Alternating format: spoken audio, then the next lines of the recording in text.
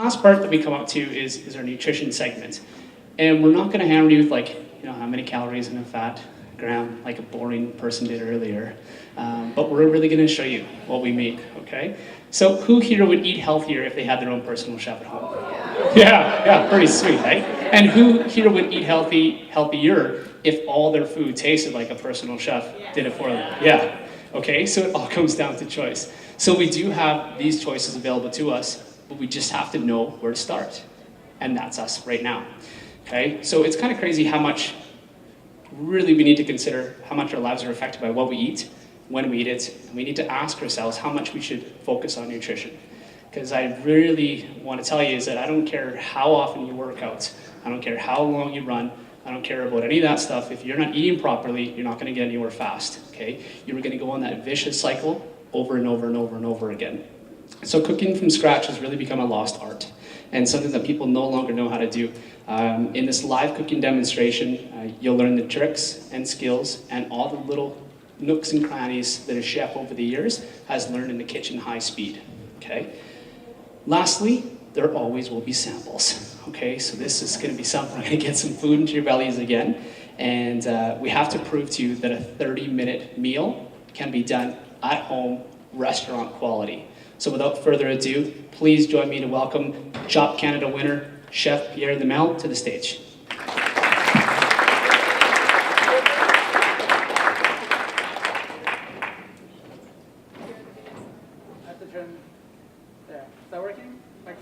Check, yeah, good. Awesome. So this is, we're just going to watch a quick little video. This is where I work for Wolf and Sub-Zero in Calgary, so. We told about our day. We told about our dreams, and we cooked.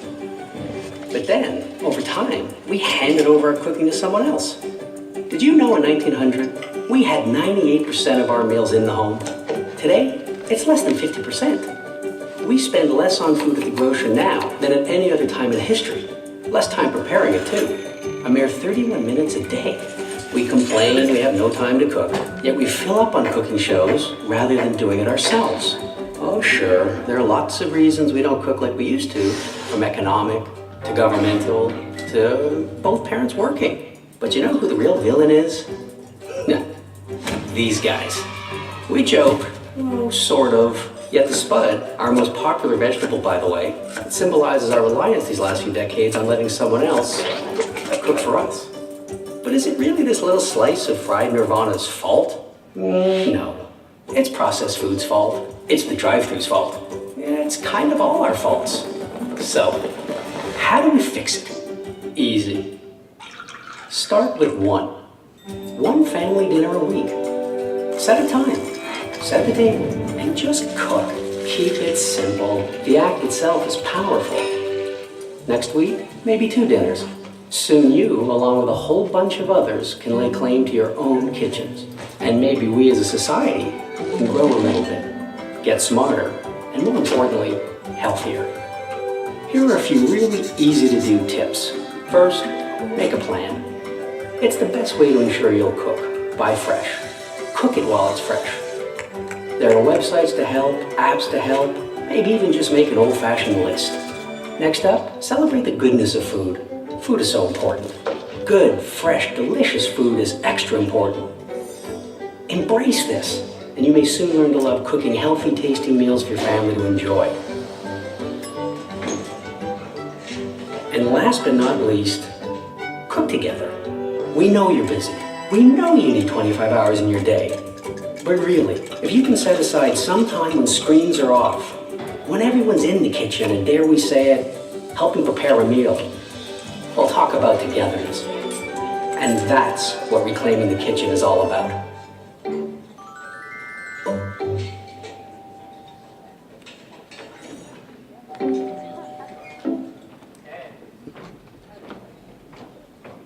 Awesome. Hi guys. Microphone's back on. Perfect. Hi. So I know you're thinking, like, what's this guy doing in fitness? But what happened was I'm from Calgary, so I think I had some altitude issues and a bit of bloating happening in the drive up today. So there's a bit of bloating happening. I used to be like super fit, like CrossFitter, and really into health, but I thought it was because I hurt my knee that I stopped going, but I think it might have more to do with my frontal lobe. I've never been quite so self-conscious of my frontal lobe before. Anyway, so what I'm going to show you guys is a thing that I used to make constantly when I was going to CrossFit. It was a staple in my fridge all the time. And it's something that's really easy and versatile. It's not actually easy. I mean, I should stipulate that. It's not super easy. It involves a bit of work. You have to chop things, you have to prep, you have to choose a day where you're going to do prep for your meals for the week or for a couple days.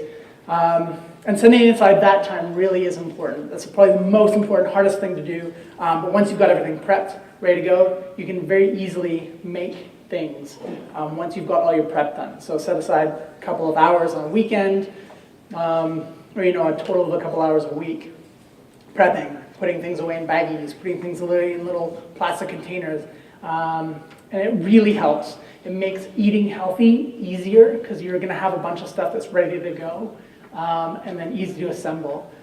So what I'm going to show you guys is the first step to showing you my healthy chopped salad that I'm going to make for you guys is to make mayonnaise.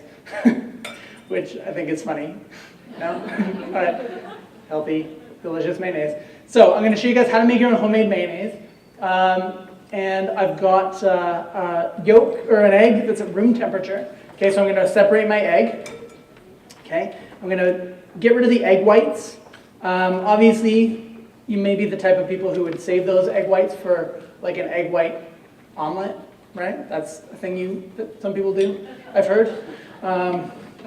I'm all about like the all yolk omelet, to be honest. I'm like, bring back the all yolk. Okay, so then on the Food Network, they show you this trick when you're mixing things in a bowl. They show you the little cloth trick. You take a cloth and you twirl it up like this. And you ring it around your bowl like that so it doesn't move when you're mixing. That doesn't work, okay? So that's the trick that does work, is you get a pot. You also didn't get a pot dirty, so don't worry about it. It's not extra dishes. And it's going to hold it steady. You just have to find the right fit. Now, inside there, I've got the yolk. Yolk is very important in making mayonnaise. It has something in it called lecithin. Lecithin is a hydrolipid. So hydro is water, lipid is fat. Those two things don't usually get along together. You put a glass of olive oil and water on a table, and they're going to separate, right? Also, that's not a recipe. That's not delicious. So don't make that. So in order to bring those two things together, you need a hydrolipid, something that bonds water with fat. Okay, so in the yolk is something called lecithin, and also it resides in mustard, any kind of mustard. It doesn't matter what kind of mustard, and to showcase how much it doesn't matter what mustard is, I chose the French's mustard, because it's just the mustard that everybody has. Okay, there. You just need some in there, because it's got the hydrolipid in it, lecithin, and that's going to help emulsify the water and the fat when you're mixing. Okay, I'm going to start mixing those two things together. Now I'm going to add my acid to this, my acid component, whether it's vinegar, lemon juice, lime juice, even orange juice, even though it's a little bit sweet. I'm going to go with lime juice today, because it's going to go awesome in the chopped salad that I'm making for you guys. Okay. So, also, there's a free ingredient that comes with every lime. It's on the outside, it's the skin, it's the zest. So if you have one of those raspers, just keep all that zest and keep it good at first before you start cutting into it. It's really hard to grate the zest off afterwards. Okay, so lime juice in there. Now this is basically water, right? So I need to start adding my fat to it. But I want to add fat a little bit at a time. If I add the fat too fast, it's going to separate and not be very nice. So I'm going to add it a little bit at a time. If you don't have a squeeze bottle at home, one really good trick is to get a container with a spoon. So a container of oil, spoon, and add a spoonful at a time. Then you're never going to accidentally dump in a whole bunch, right? The most you're accidentally going to dump in is a spoonful. Okay? Now, add a bit of oil at a time.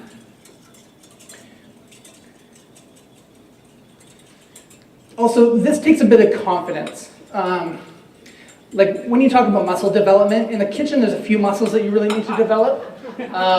One of the muscles is your brain muscle, right? Like I know the scientific ratios of this, and I know this temperature will create the Maillard reaction and make meat, amino acids caramelize, et cetera, et cetera. That's the brain muscle in cooking.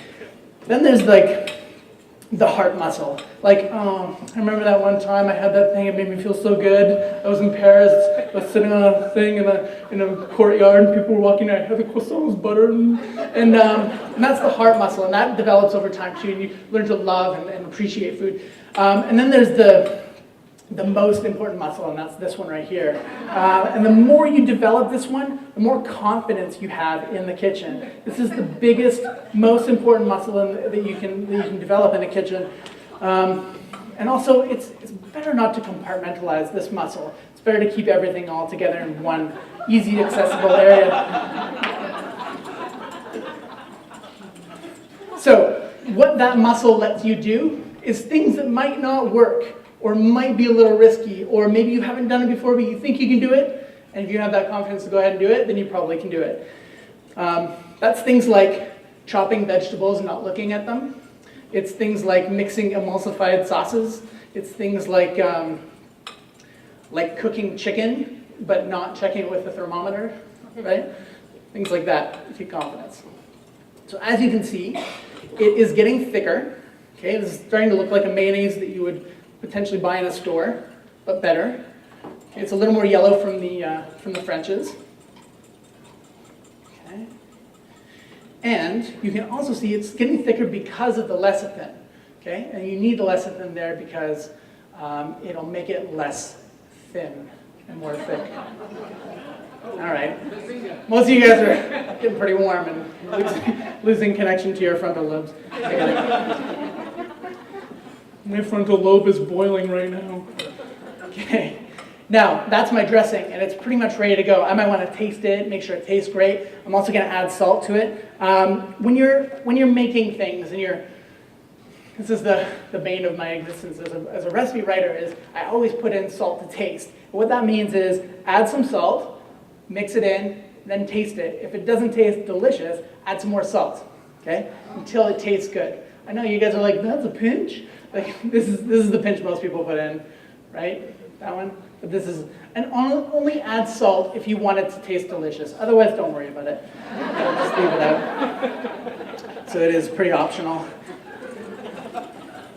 Okay, there's my mayonnaise dressing. It's more than I'm gonna need, but I'm gonna just keep it there just in case I need it. And then I'm gonna show you guys the next most important thing to cooking. And that is, it's partly about wanting to cook, but it's also about having the right equipment to cook.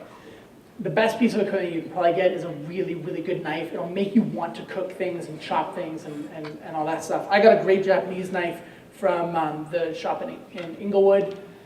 There's also one in Edmonton called Knifeware, Japanese knives. It's really nice, it makes my day, right? It makes me happy. So I'm gonna show you guys, first of all, I was asked to come here from Cindy, who I work with at Wolf, who's Brooke's mom. So, hi guys, way in the back, hi. And this is not in what I'm making today. I'm not putting a raw onion in this recipe, but they made me do an onion demo to show you guys how to use a knife properly, okay? So I'm gonna cut this onion without crying to show you guys, first of all, how to cut an onion properly. If anybody watches the Food Network already, yeah, a few people? Great, I'll show you the right way to do it. They do it wrong. So let's learn a little bit about the anatomy of an onion, okay? There's the top end of an onion that grows up and out of the ground, and then there's the root end of an onion. It has roots on it, right there. Root end and the top end. So the top end, just chop that off. The most important cut, I'm gonna turn it to the camera just to show you guys. There, is that in focus? Is to just shave that root end off, okay? Don't cut the whole thing off, just get the dirt off there, keep it all together, okay? Then I'm gonna cut the onion in half through the root end, not through the top end, okay? If I cut through the top end, I might miss the middle of the root end, and then if it comes apart later on, that's a a problem. So now it's easier to peel, so I can go ahead and peel it. I'm also going to show you guys how to predetermine the size of your final diced onion. That way, you're not standing over top of a pile of onions going, well, that's not the size I wanted, and then you have to keep on chopping it, and then what happens is all the juices start flowing out of the onion, and then nothing is the right size, pieces are big, pieces are small, and then you start crying from shame. So I'm going to show you how to be proud of what you're doing, and also to get the size onion that you want. So the first cut I'm going to do, and for those of you who do watch the Food Network and are tuning out to this one, this is where it's important that I show you the right way to do it. So the right way to do it is not like this. I have to come around to the other side of the table and show you guys here. Okay, try to focus on the screen just for a second, not anything else. So I'm going to cut like this. Can you guys see how my knife is slightly angling? Like that? It's going in a radial motion towards the center. Okay? So I'm going to cut. I'm also not going to hold my knife like this when I'm cutting. That's wrong. I'm going to cut like that, slightly angling my knife towards the center every time. Okay? I'll turn around and we'll do it properly again from this side.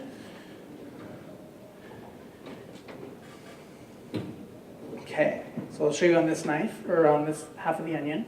So cut, that's not in the recipe. There's a fly flying around. Anyway. So I'm going to also cut only about 3/4 of the way to the back, not all the way. And I've got a great knife, so it makes that cutting really, really easy. If you've got a crappy knife, you're going to be pressing through things, and it's going to be kind of awful. But the way a good knife actually works is that on a microscopic level, there's little tiny teeth on your knife if it's sharp. If it's not sharp, it doesn't work. So a knife actually works like a saw, not like an axe. So when you're cutting foods, you're cutting them in a moving motion. I'm exaggerating right now. But you have to be moving your knife to engage the teeth.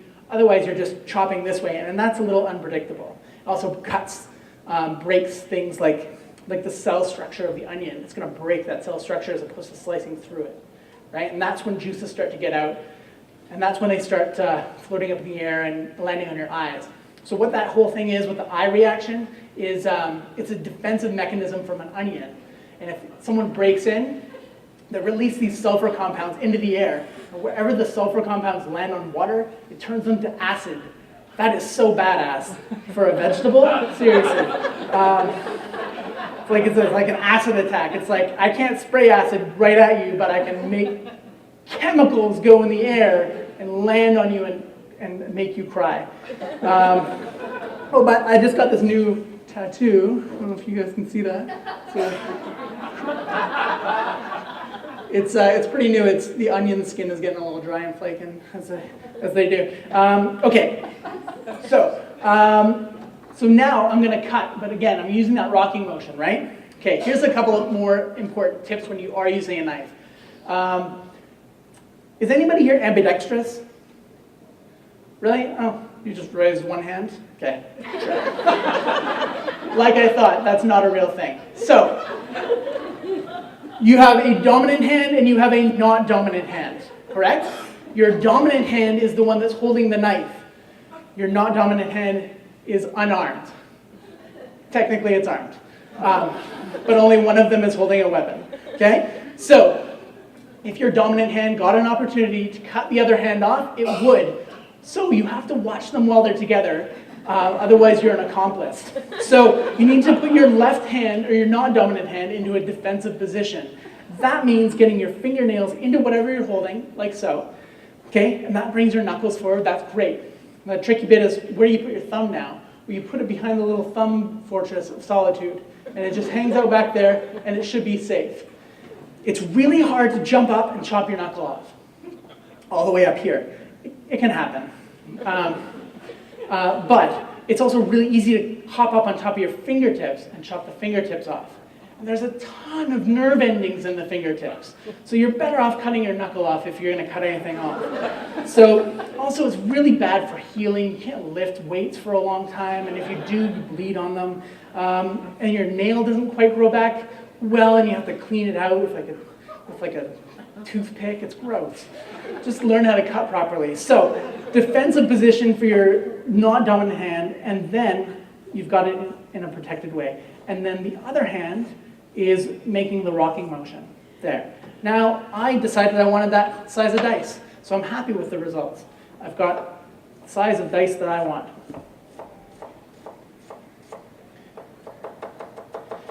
There. That's how to dice an onion. Okay? Now we're moving on. This is not going in our recipe. I have to find a place to put this now. Perfect. Oh, it's going to be a mess. It's so beautiful. You're allowed to cry for that reason. All right. So here's what I'm making. I'm making a chopped salad. I've got a few rules with salads. I think a salad, if it's a good salad, should have like 3 vegetables. It should have a fruit. It should have a nut, and it should have like a cheese or a protein or something like that to make it really good. Also, it should have a dressing. Now, when we're talking about like mayonnaise dressings, that's cool, but you can also make a really simple vinaigrette. And you can also be very versatile with your vinaigrettes. So you can make a vinaigrette with just a ratio of 3 parts of oil to 1 part vinegar. And when you're picking your oils for your vinaigrette, I like something neutral to kind of carry the load. And then if you want to get a little bit interesting, you can add things like a hazelnut oil or a walnut oil or things like that have a little more flavor, but don't put too much of them in, like sesame oil, just a little bit goes a long way. And then when you're playing with around the vinegars and the acids, you can change it up too. It can be a combination of lemon and lime. It can be a combination of your favorite vinegars, like a bit of balsamic, maybe some red wine vinegar, a little bit of white vinegar. White vinegar is fine. I know it's a little déclassé, but it's also all right. It tastes good. It's acidic. Okay, what's next? Chopped salad. So I've chosen 3 vegetables. I've got, do you guys have all your food in front of you? You guys have like your stuff. You can eat that now if you want to. Yeah, go ahead. So I chose vegetables that are maybe a little less traditional. I started with some zucchini, which I roasted. I've got some celery. I've got some really important notes on celery for you guys. Some asparagus, also I've got important stuff to tell you about all these. Asparagus, Brussels sprouts, grapes for my fruit. You got some feta in there for the cheese. There's also a bit of chicken. And also you've got a recipe book, right? So you've got in your little swag bag how easy and versatile it is to change things up. So I'm just going to talk about the specific stuff I have in front of here. And also when you go home and you want to make this salad at home, this chopped salad, whatever you want to make, you're like, I'm going to pick my 3 favorite vegetables, and I'm going to pick my favorite fruit, and I'm going to pick my favorite this, that, and the other. I'm going to put them together, but how do I know they're going to work? Well, they're your favorite things. So odds are pretty good that they're going to work, and they're going to taste good. So you're not putting anything in that you don't like. But you know what? Maybe try putting something in you don't like. You might start to like it. The point is that once they're in a chopped salad, things just taste better. It's something that I always used to crave because whether you're hungry or not, you can eat a chopped salad, right? And if you're really hungry, you can eat, you can put really good stuff in it, like walnuts and chicken and ham and crumbled bacon as your 3 vegetables. And then you can also really get versatile, and you can make it really substantial, or you can have a light snack, right? But as long as you got all your stuff prepped in little containers ahead of time, it's easy to throw together at the last second. Okay, here's the vegetables I chose. Let's go with celery to start. I'll show you guys how to cut celery. So I'm just going to chop the ends off first. I also have a rule. Are there any nutrition experts here, actual ones? No? Good. Okay, I'm going to tell you my rule about celery. So my rule about celery is you can eat anything you want as long as you eat equal by weights amount of celery. Okay? That's just a dietary rule that is unsubstantiated. I use unsubstantiated because it's a big word and you might not know what I'm talking about. It might make it sound like I do know what I'm talking about. So there. Unsubstantiated. So I'm going to cut the celery into long strips, and then from there, I just have to chop it into dice, like that. I also have two other rules, and that's you can eat anything as long as it's frozen. And like ice cream doesn't count because you have to burn calories to warm it up. And then my other rule is anything with hot sauce on it, it's fine because it has fire. I don't know. It's anything you want. So ice cream and hot wings and celery is a perfect meal. I'm putting that there because I don't really need it. Now, let's go into asparagus. So here's some interesting stuff about asparagus. So back in the ancient Roman times when they had armies, they're like, we got a lot of dudes staying around, what are we gonna do when we're not invading someone? They're like, let's do some scientific research. So they figured out during the ancient Roman times that, and I guess it was when they were conquering places that had asparagus, they'd be like, wow, that was a great job conquering them, but afterwards it really, really stinks around here. And some people were like, I don't know what you're talking about, it doesn't stink at all. So what they discovered through more scientific research was that some people produce a grassy smell when they pee after eating asparagus. It always baffles me how quickly it happens too. It's like I just ate a canapé and I went to the bathroom and it's like instant. I don't get it. I mean, when I say scientific research, there's not a lot of funding for this research. It was just observational in the Roman times. And then the other interesting thing, and this is where it gets weird, is that, yeah, some people produce a smell and some people don't produce a smell. But the weird bit is that some people can smell that smell and other people cannot smell that smell. Just think about that for a second. How do they figure that out? They got all these Roman soldiers around, they're like, oh, that was a great victory, wasn't it? And then the other guy's like, whoa, yeah, that was great, but I can't stand beside you when we're doing this anymore. Put your kilt down. And the guy's like, what are you talking about? And he's like, that smell, it's coming from you. And the guy's like, I don't know what you're smelling, I have no idea. And they're like, put your spear away. So that's the interesting thing about asparagus. Now, here's another interesting thing about asparagus. You can eat it raw. Most people cook it, they grill it, they roast it, all that kind of stuff. It's great. But you can eat asparagus raw and it's really nice. It's got a great crunch. It's got a real nice sweetness. If you get it really fresh, like you drive out to Edgar Farms and you go to Asparagus Festival, they take you on this big wagon, you hop on the back, they take you to the field and they drop you off, and you can go pluck a piece of asparagus out of the ground, crunch, sweet, juicy pop. It's unbelievable. So, asparagus, raw, delicious. I'll put that in the mayonnaise. That's about the right ratio. Okay. Now, I might as well put the celery in there. I knew I'd kind of threw it away, but I'll chop this up.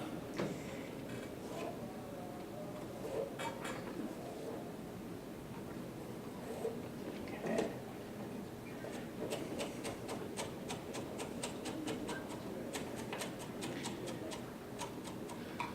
There. Oh, running out of dressing. Okay. Now, zucchini. So I've got, I'm going to do, I'll do Brussels sprouts first. So you guys might have to call your parents after this, or your mom, or whoever was responsible for your childhood, because up until pretty recently, people have been messing up kids pretty badly with Brussels sprouts. I know at holidays, in our family, it was obligatory to take 2 Brussels sprouts and to eat 1 of them. That was the rule. You had to take 2, you had to eat 1. But that was an obligation.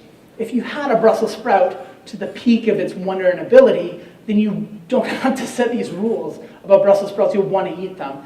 A Brussels sprout is a small cabbage, okay? When you cook a Brussels sprout whole, it takes a while to cook to the center. In the meantime, all the sulfur compounds turn into fart bombs, right? They just smell awful. It smells like little butt farts. And that's not delicious. And that's why they're obligatory. But what you're going to do this Thanksgiving, which is coming up first, because a lot of you guys are going to be a little reluctant. You're like, I'm not going to dive into the Brussels sprout thing until I have to. So you're going to wait until Thanksgiving. And then what you're going to do is take my advice. And you're going to cut your Brussels sprouts. And you're going to take out the core of the Brussels sprouts. Do this with a paring knife. This is the wrong knife for what I'm doing. Okay? And then you're gonna cut the core bit out. You can eat it. That's not like, it's not like the secret fart chamber. I mean, it's edible. I put it in your salad, so you're gonna eat it. But what you're gonna do for the holidays is you're gonna take the little core out, and then you're gonna pry it open like that, and then separate the leaves like that. And then what you're gonna do is you're gonna heat up some bacon in a frying pan, and then you're gonna get a little shallot in there, and then you're gonna fire these in a hot, smoking hot pan, just for like 60 seconds tops. Flip them around a little bit if you want to show off. A bit of fresh garlic, maybe some orange juice, just at the end, just at the end. A little bit of butter. You're gonna pour them out super fast. You're gonna eat them like that. And they're gonna be green, and they're gonna also get greener. And then when you try them, they're gonna be like the best Brussels sprouts you've ever had. They're sweet, they're crunchy. I mean, you can eat this raw, just like this. When you put things like butter and orange juice and salt to taste, it'll make it taste phenomenal. And this is the way you'll always do Brussels sprouts. And then the next time you have Brussels sprouts will be the day after Thanksgiving, okay? And then the day after that as well. You would want to eat Brussels sprouts after that because they're really delicious. So what I did for the salad is I just cut them into quarters, and then I sliced them. Okay, so I cut a little bit off the end, okay, like that. Cut them into quarters, and then just slice them. So basically, this is like slaw. This is like cabbage you would put into a slaw, right? Anybody really reluctant about the Brussels sprout thing? Any tough people to convert? Oh, you guys are all healthy. You like it because it's healthy. Well, guess what? Delicious too. Okay. Okay, that's next. Brussels sprouts. Grapes, again, any kind of fruit, like a hard pear, like a pear that's not quite ripe enough. Chop that up, add that into your salad. It has a really nice crunch. Those apple pears are really good. Apples are really fantastic. Yeah, not a banana. Don't put a banana in your chopped salad. That's too much. Okay. Some dates, also dried fruits, dried cranberries, blueberries, some fresh strawberries, fresh blueberries, that sort of thing. So basically I'm just going to chop this up into little dice like that. Okay, and that goes in. I'm going to need to make more dressing now. Okay, so, and then here's the zucchini. So the zucchini comes with a story. So it's, I did this fun little recipe with zucchini. It's a really good low glycemic dish. It's zucchini linguine, where you take your peeler and you peel it, and then you take those peels and you slice them into little strips. You just barely add a little bit of heat to them, maybe a little bit of white wine, and then you warm them up, put them in a plate, a little bit of tomato sauce on top, some Parmesan cheese, some fresh herbs. You just eat it like that. It's really good. It's satisfying. Like if you're on a low carb thing, or you just really like zucchinis, then it's a great recipe. And then salt to taste. So this is a story about a guy named Luigi who went to visit his cousin in Italy. His cousin's name was Giuseppe, and Luigi says, Giuseppe, I want to go to the beach. I want to meet some ladies. And Giuseppe goes, it's a great beach to meet ladies. Go down, we meet tons of ladies. Don't worry. Go put your Speedo on and go meet lots of ladies. So Luigi gets really excited, puts his little bikini on, and he goes down to the beach. He goes, "Hi, ladies, I'm here for a visit. Want to have a good time?"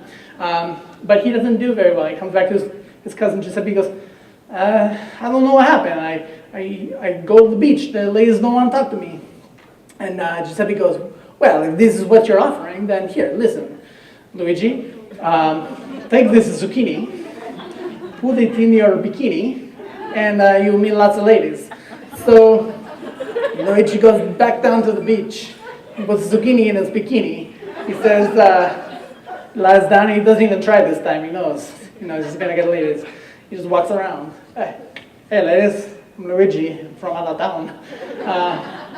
But he's not successful, so he comes home and he says, Giuseppe, it's worse than yesterday. I have no luck. I put the zucchini in my pants, like you say, and nothing.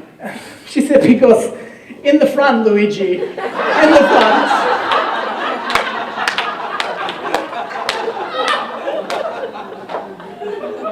So, look good in a bikini. Zucchini linguine is probably your best bet. Okay, I'm going to slice this into long strips like that, and then into longer batons like so. Okay. And then into dice.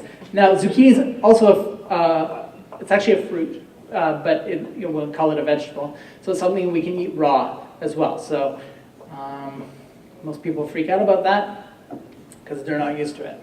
So zucchini in there. There. So that's everything. We've got a mayonnaise dressing. We've got how to chop up vegetables. So go home, pick out 3 vegetables. Actually, you know what? Make it 2 vegetables that you like. Make it 1 vegetable that you don't quite know about. And then maybe look up whether you have to cook that vegetable or not. And then like a beet. You might not want to chop up a beet and put it raw in your salad. But you can definitely roast a beet. You can roast a rutabaga, which I'm sure lots of people are afraid of. And get a fennel, get an apple, get a different fruit, vegetable, nut, cheese, protein combo. Put them in your fridge, have them ready to go, and that's everything. So, bon appetit. Any questions? What kind of oil are you using? I'm really using a really neutral canola oil. So canola's, whoa, slippery. It's very local. Obviously, it's great. It's hyper processed, and that's kind of one of the best and worst things about canola oil. If you want a cold pressed canola oil, we're lucky enough that in this province there's a few people doing it. It has a really intense flavor. So I would still stay with something really neutral. Neutral oils like avocado, almond oil, or even a hyper refined kind of canola oil. And if you want to have the really good, flavorful, good fats, then you add little bits of those. Yeah. Cool. What is coconut oil? I don't know. Just been hearing a lot of negative things about coconut oil. Negative things? Yeah. Like so burning? Like you burn? Is that-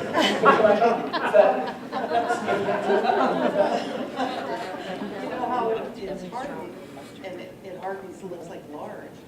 I actually don't know the properties of coconut oil. I guess it's a monolid because it is solid at room temperatures, so I think there are some health things to that. I'd do some research on that on your own, decide whether Yeah.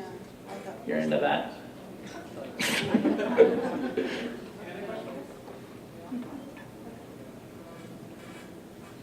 Yeah. How long does a salad like that hold for? So what I would do if I was going to make chopped salad for a week, I would make all the components, chop everything up on a Sunday night, put them all into containers, and then even apples, I would chop those ahead of time. Don't worry about them browning. It's not doing anything bad to them. It's just making them a different color than they were to start. So if that's a problem, then you might be racist. So just let them brown. It's fine. They taste great. They're the same people. So do all the prep. Segregate it. Oh, that doesn't. Okay. So separate the vegetables into different containers, and then when you're ready, you pop. And then you can do a bunch of different kinds too, like get 6 vegetables and then mix and match. That mayonnaise will last for a week? Yeah, probably not. It's pretty good.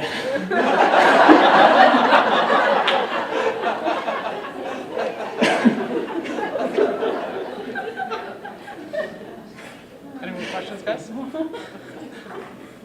olive oil be bad in that recipe? No, it'd be great. Now it depends on the olive oil too. Like if you get one of those like really like extra virgin, like what's wrong with virgin, right? If you get like a really strong extra virgin, like that really green kind, then it can be very flavorful, like can overpower a little bit. So yeah, if I'm making like an aioli where I want olive oil in there, I might do half olive and half almond or neutral or something like that. Yeah. Cool. I have a question. Yeah. What's your favorite dish to make? To make? Oh, I hate that question.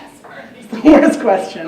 Honestly, it's a toss. It's a 3-way tie for me. It's a tie between breakfast, lunch, and dinner. Probably depend on how I felt at the time, but one of those 3 for sure.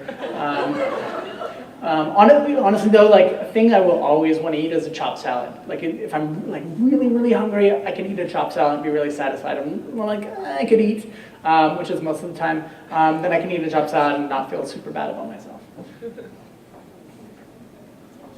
Yeah. What did I win?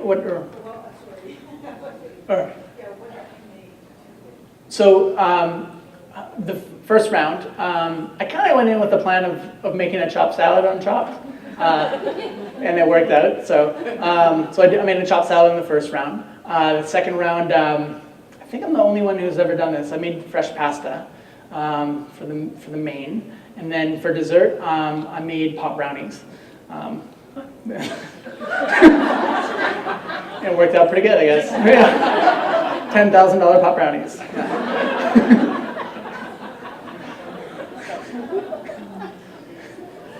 Any other questions, guys? And also because I'm kind of here for work, I'll let you guys know that if you are in the market for Wolf and Sub-Zero, we have an amazing facility down in Calgary, and it's really unique where we're actually the distributor for all the appliances. So you can come in, check out everything in the showroom, and we can't sell you anything. So you just come and look at all the stuff, and then we send you somewhere else. But the cool thing is that if you get your appliances there, we're always there to give you like the Wolf Sub-Zero experience. So you go, you get your equipment, you're like, how do I use this amazing steam oven? We'll come back and then we'll teach you. We'll do a cooking class with you and teach you all the things you might want to learn with your specific equipment. So it's like the Wolf experience. So yeah.